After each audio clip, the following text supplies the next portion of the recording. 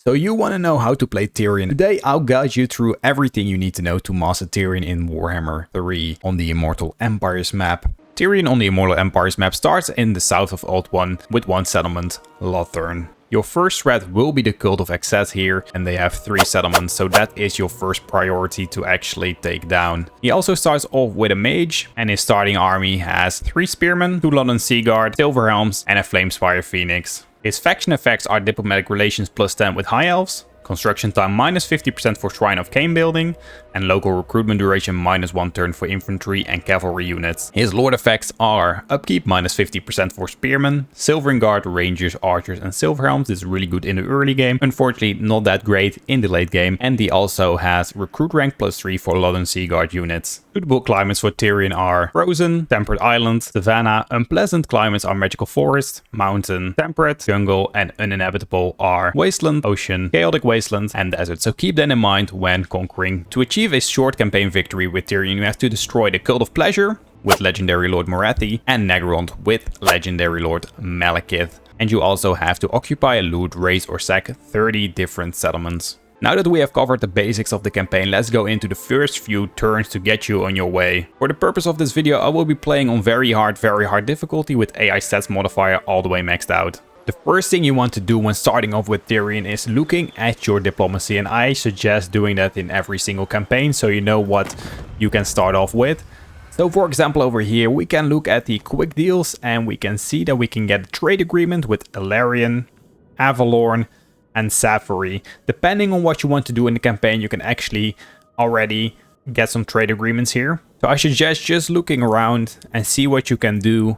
For this campaign I will suggest getting the trade agreement with Illyrio. You can always press this balance offer button. In this case she only pays me 1, but sometimes you can actually get more. We're also going to grab the trade agreement with Illyrian, and let's get the trade agreement with Safari as well. Next thing you want to be doing is embedding the mage in the army so she can get some levels, and attacking the first army of the Cult of Excess. I suggest fighting this yourself because it's pretty easy. For this first battle I suggest moving your troops over here. You can actually select all of these units, and with holding the Alt button on your keyboard you can drag the entire formation, and by holding Control you can actually move your unit groups as a whole. So if you set up over here on the side, London Sea Guard behind your spears, they can actually start shooting, Tyrion in the front, and then we'll have our mage buffing up Tyrion with some melee defense and melee attack. At the same time, we can get our Silver Helms and Flamespire Phoenix flanking. And it's very good to use the Wake of Fire ability from the Phoenix to bomb your enemies early on. So what you want to be doing here, you don't want to attack with the Flamespire Phoenix, but you just fly over and at the right time just start bombing your enemies. The Silver Helms can drag the Dark Riders so that they are not in the fight, but make sure you just keep on running and keep dropping these Wake of Fire bombs. In an ideal situation you want to be flanking with your Silver Helms, take down the Dark Shards, but you can always just use your Flamespire Phoenix to take down the Dark Shards. At the same time, the Dark Riders are already broken, and keep in mind this is on very hard difficulty with the AI stats modifier all the way maxed out, so you have an easier time here by doing these tactics. You can keep buffing Tyrion here. By using this spell you will actually buff his melee attack and melee defense, and this way you can easily win this battle. After the battle you can get some replenishment. Because we had a decisive victory you can easily push towards the Tower of Lycian. Pretty much do the same thing, they have a weaker army and then you will come out ahead. Flank with your Silver Helms and use your London Sea Guard to shoot down the enemies approaching you. And let's capture the settlement.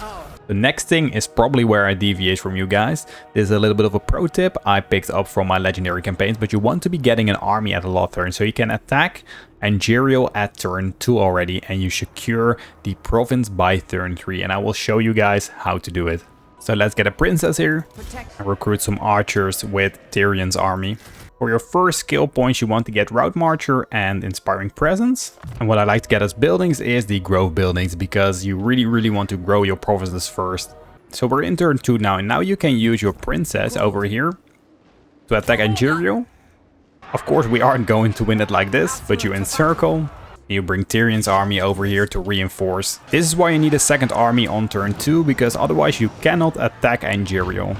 This will already give you a Pyrrhic victory in auto-resolve, but we are going to fight it ourselves, and I will guide you through this battle as well, because it's a little bit more difficult than the previous battle. So what you want to be doing here is you have your princess over here, but she is all alone and the enemy army is definitely going to charge you. So what you want to be doing is put her here. You can see this symbol above her head, and now she's hidden, so she can wait for the reinforcements from Tyrion before doing anything else. And there we go already. The army is coming in, so let's set up.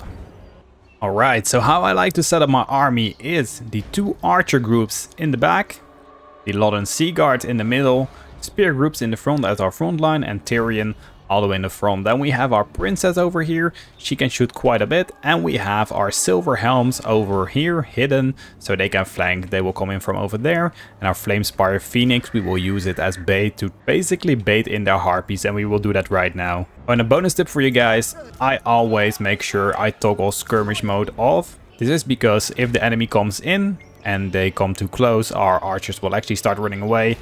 That's even when they are over here at the front line. So we don't want that happening. Alright, let's bait in the harpies now. So what you can do is fly close with your Flamespire Phoenix and just start baiting them close to your army, so they will actually get shot down. So you don't have to face a whole lot of these harpies. We'll do the same thing with the second group.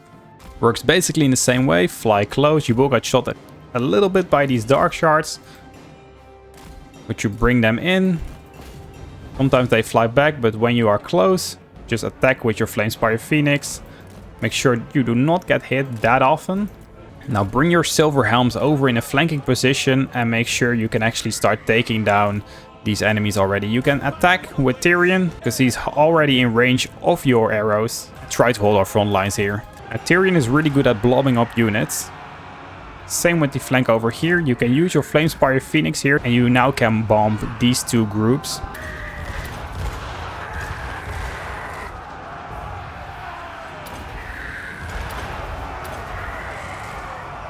This will deal a whole lot of damage and basically takes down 2 entire unit groups. In the meantime, you have your silver helms over in the north, and you can just start attacking their dark shards because they are going to be very annoying if left unchecked. What you want to be doing with your mage is keep buffing up Tyrion so he doesn't die. And now after a lot of flanking and just good positioning, we haven't lost any of our missile troops, or hardly any. 1 spearman group broke, but besides that, we are very, very, very good. We have 86 kills on Tyrion and 104 on the silver helms. And before we go further, after this battle you actually unlock a rite. So rites are basically bonuses for your entire faction. You have the Invocation of Isha you just unlocked, Invocation of Hoeth, Invocation of Azurian, and Invocation of Val. They all cost money and have a cooldown timer. So after we take Angerio, we actually want to take the Shrine of Azurian, and as you guys can see, that already has 11 garrison. But before we attack, we actually want to get some points into Windblast here. That will really help us out with the next siege battle. Another great thing here about having the second army in the second turn is you can now recruit some units, because you cannot do that as Tyrion here because he's in stance march. So you actually have 2 more units by doing this, and in turn 2 you already have Angerio, like I said. Keep upgrading your buildings here. And now that we are in turn 3, we can actually put Tyrion in his normal movement stance and attack. It's already a Pyrrhic victory, but we obviously want our second army as well. What I like to do here is give the units from the second army to Tyrion, reinforce with your second army and attack. So personally, I feel like this is a really easy battle. I normally set up over here with my entire army and I just rush in. I'm going to bomb with my Flamespire Phoenix again. We have a lot of range with our archers, and Tyrion can tank a whole lot, so he will run in. They will start shooting back, so we need to be careful. We don't want to let our Flamespire Phoenix die because he can do a whole lot of damage in the beginning. You can start bombing them again and basically take down about 3 unit groups. And with Tyrion coming in, he can just start attacking, and we now also have Windblast, so if they clump up with Tyrion, we just Windblast them. You can use your Flamespire Phoenix as well to take down their tower. What I normally like to do is set up over here and just start shooting. If you don't know how to get this menu, just press space on your keyboard. And like I said, we're going to use some magic now Basically, you can use Wind Blast, and with control, holding control and clicking, you can actually bend your spell. But let's do this, and that will do a whole lot of damage. You can keep doing this. It's a really, really inexpensive spell, and you can keep breaking your enemies by doing this. And by being very, very careful, we hardly lost any units, and we got a decisive victory.